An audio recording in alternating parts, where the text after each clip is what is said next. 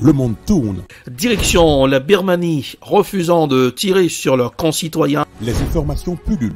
Tout de suite, voici les informations. C'est le moment d'ouvrir la page internationale avec Erlichi Dorelas depuis Boston, Massachusetts.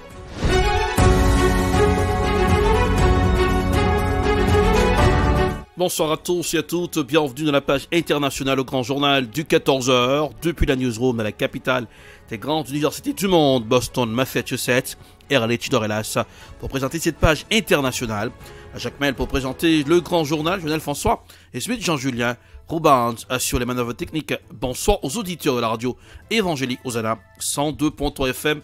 À Jacques Mel, moins dépendre de la Russie pour l'énergie. Le sujet fait consensus parmi les 27 pays de l'Union européenne.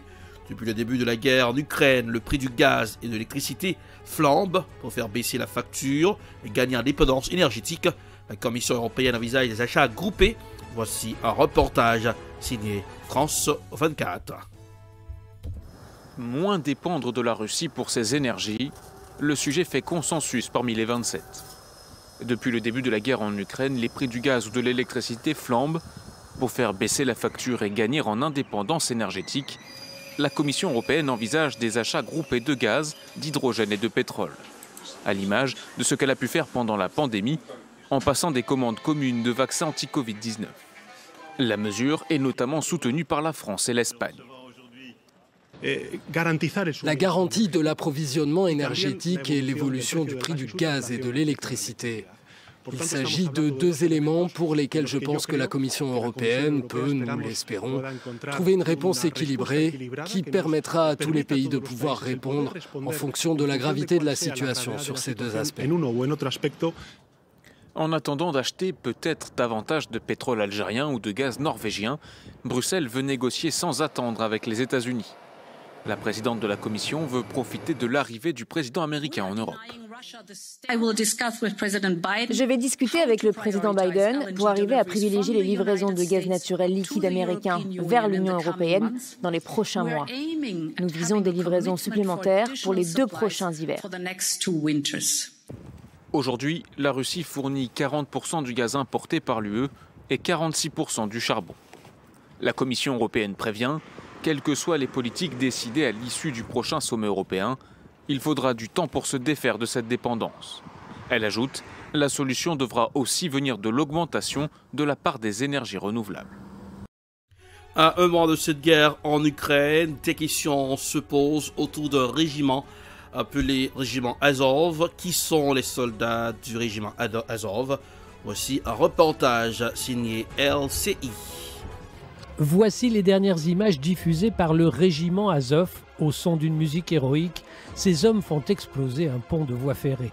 Né en 2014 à la suite de l'invasion de la Crimée par les Russes, le bataillon Azov était alors un groupe de combattants volontaires créé par la mouvance nationaliste ukrainienne.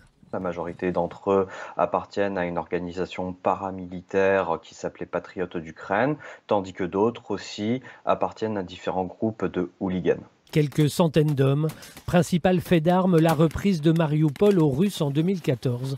Les accords de Minsk vont normaliser ce bataillon de volontaires qui deviendra le régiment Azov, intégré à l'armée ukrainienne, un corps d'élite qui recrute de nouveaux soldats. Ces nouvelles recrues n'appartenaient pas forcément aux idéaux nationalistes et d'extrême droite. À force de nouvelles recrues, ce noyau dur composé d'ultranationalistes a été marginalisé.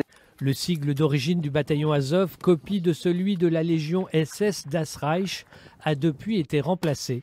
On estime aujourd'hui que le régiment compte entre 3 000 et 5 000 hommes, soit 2% des effectifs de l'armée ukrainienne. Nous restons toujours dans cette page de la guerre en Ukraine. La Russie va exiger de se faire payer en roubles. Ces livraisons de gaz au pays Zinamiko a annoncé mercredi 23 mars Vladimir Poutine, provoquant une envolée des prix du gaz sur le marché européen par crainte d'une aggravation des tensions d'approvisionnement. Voici un reportage signé Euronews. Acheter du rouble pour avoir notre gaz. Voilà la réponse de Vladimir Poutine pour contrer les sanctions internationales. Désormais, les pays auteurs de ces sanctions pourront acheter du gaz russe, mais uniquement dans la monnaie russe. Мною принято решение в самое короткое время реализовать комплекс мер по переводу оплаты. Начнем с этого, с нашего природного газа, переводу оплаты нашего природного газа, поставляемого в так называемые недружественные страны, за российские рубли. Vladimir Poutine espère ainsi tirer parti de la dépendance en pétrole et en gaz russe des pays de l'Union européenne pour contrer les sanctions imposées par la communauté internationale. D'après Gazprom, 58% de ses ventes de gaz se font actuellement en euros et 39% en dollars américains. За последние несколько недель, как вы знаете, рядом западных стран были приняты нелегитимные решения по так называемой заморозке российских активов. И вот этот коллективный Запад фактически подвел черту под надежностью своих валют. Le géant Gazprom va ainsi devoir modifier ses contrats, ce que dénoncent plusieurs pays, au premier rang desquels l'Allemagne, très dépendante du gaz russe. Depuis l'invasion de l'Ukraine par la Russie, le rouble a perdu environ 20% de sa valeur. Mais quelques heures après le discours de Vladimir Poutine, la courbe est repartie à la hausse, atteignant son plus haut depuis l'instauration des sanctions. Parallèlement, en Europe, les prix du gaz ont eux bondi de 30%. L'Union européenne veut réduire de 2/3 dès cette année sa dépendance en énergie fossile avec la Russie pour s'en affranchir dès 2027.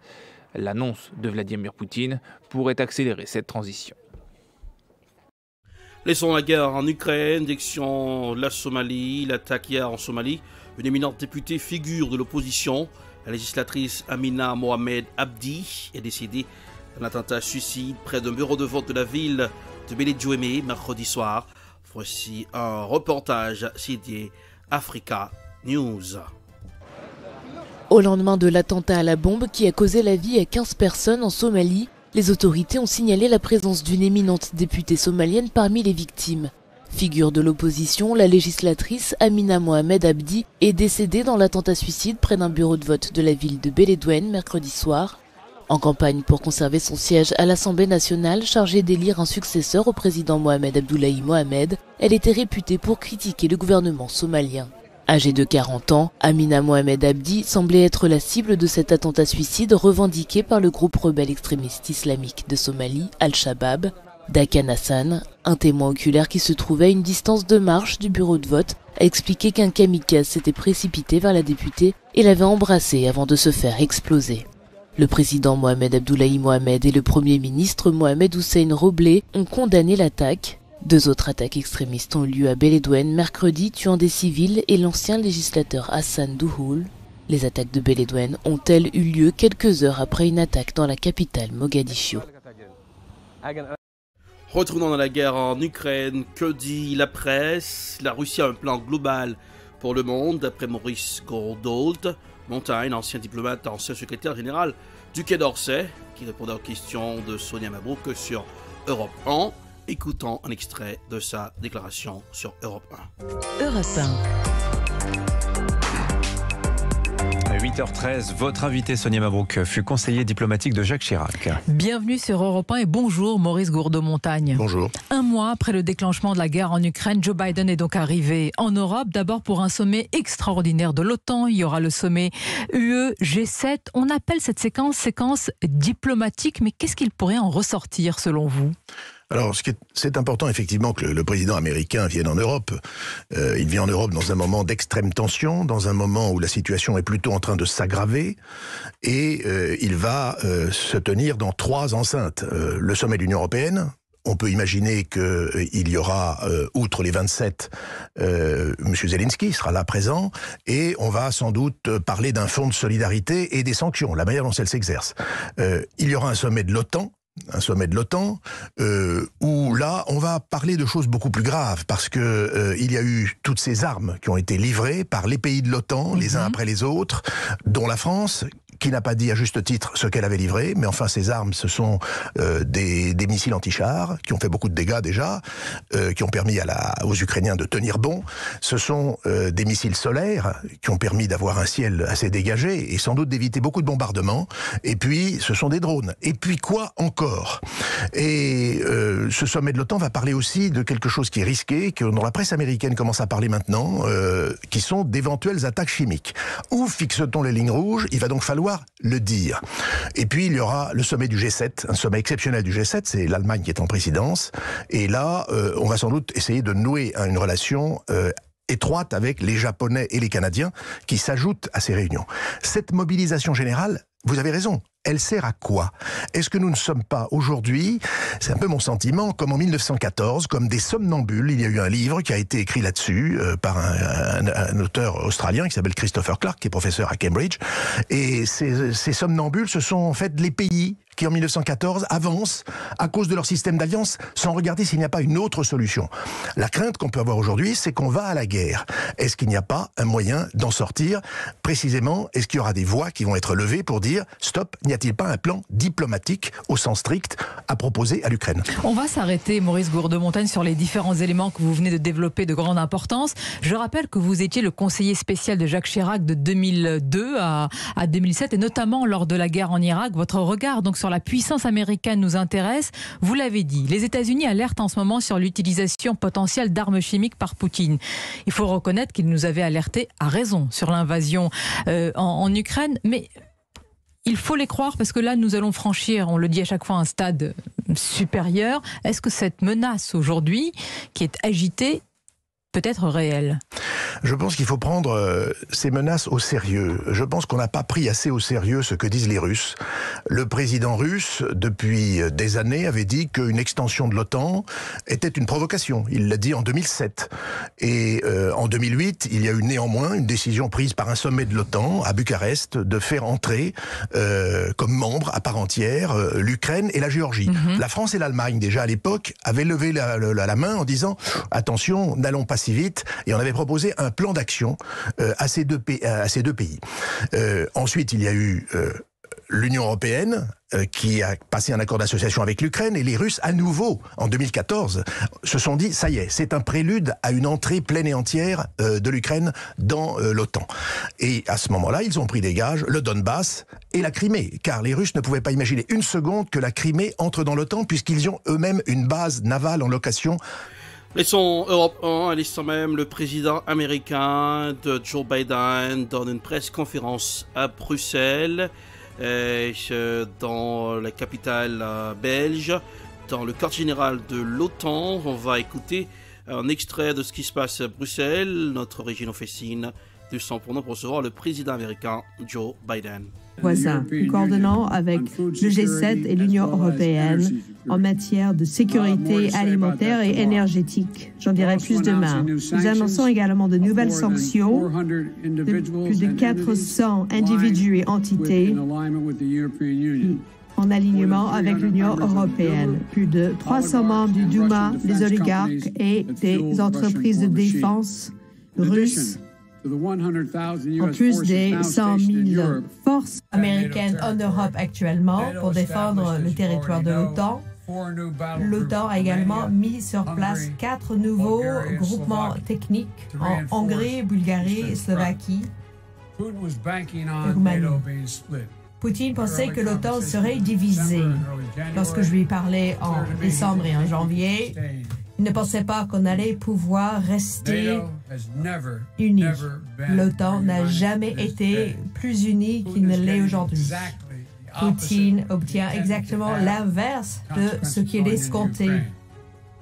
Nous avons construit cette unité avec l'Union européenne et les démocraties du G7. Je vous remercie et je serai très heureux de prendre vos questions. Et comme vous êtes très nombreux et j'ai une liste, je vais dire Chris du Associated Press. Alors, vous avez parlé de la menace de l'utilisation d'armes chimiques. Est-ce que vous avez des renseignements spécifiques qui suggéraient que le président Poutine est prêt à déployer ces armes? Et est-ce que les États-Unis ou l'OTAN prendraient des actions militaires si jamais ces armes étaient utilisées? Je ne peux pas répondre à la première question. Je ne vais pas parler du renseignement. Deuxièmement, oui, nous répondrons s'il s'en sert. La nature de la réponse dépendra de la nature de l'utilisation. Josh Bloomberg.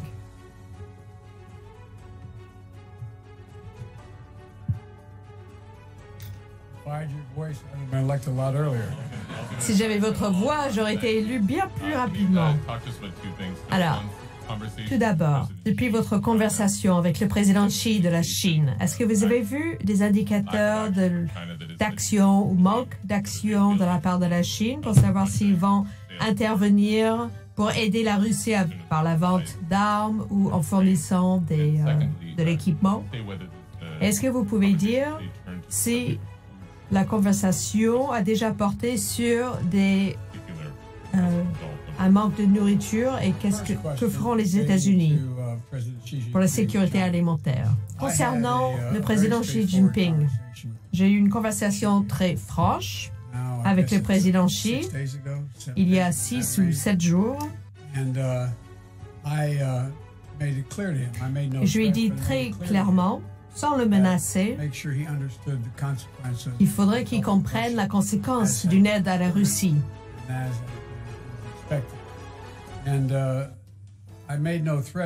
Je ne l'ai pas menacé, mais j'ai souligné un nombre d'entreprises qui avaient quitté la Russie à cause de leurs actes barbares.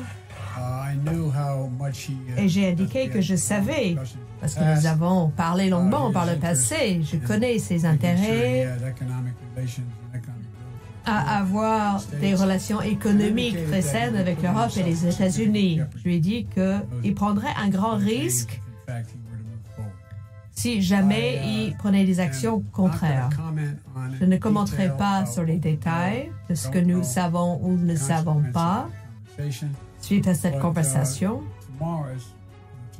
Mais demain ou peut-être lundi prochain, Ursula aura une conférence avec la Chine. Le 1er. Donc le 1er avril. Il me semble que la Chine comprend que l'avenir économique est bien plus lié à l'Occident qu'à la Russie. Et j'espère qu'il ne s'engagera pas. Nous avons également parlé aujourd'hui du fait qu'il y a un besoin pour l'OTAN et l'UE de mettre en place un système où nous aurions une organisation pour voir qui a violé les sanctions et de quelle manière et à quel endroit. C'est quelque chose que nous allons lancer, ce n'est pas encore fait. Concernant le président Xi, je n'ai rien d'autre à dire. Concernant les pénuries alimentaires, effectivement, il y aura des pénuries. Le prix de ces sanctions n'est pas porté uniquement par la Russie, mais par... Les aléas du direct, le président américain Joe Biden, dans une conférence de presse à Bruxelles, dans la capitale belge, dans le quartier général de l'OTAN. C'est le terminus de cette page internationale pour ce aujourd'hui. Pour présenter la page, c'était Erlich Dorelas depuis la capitale des grandes universités du monde. Production EdProd, réalisation télé Belltop pour le compte de la radio évangélique Hosanna 102.3 FM à Jacmel. Eh bien, pour présenter pour la production, c'est EdProd, c'est voilà. Et couleur du temps pour aujourd'hui. Aujourd'hui sur Boston, température dans la capitale des grandes universités du monde. Il pleut sur Boston, une petite pluie qui clapote sur les toits des maisons. 42 degrés Fahrenheit, en ciel sans soleil. À Jacmel, 6 degrés Celsius pour Boston. À Jacmel, 86 degrés Fahrenheit, 30 degrés Celsius. Bonsoir Janelle, bonsoir Rubens, bonsoir Smith, Jean-Julien. Bonsoir aux auditeurs de la radio évangélique Hosanna 102.3 FM à Jacmel.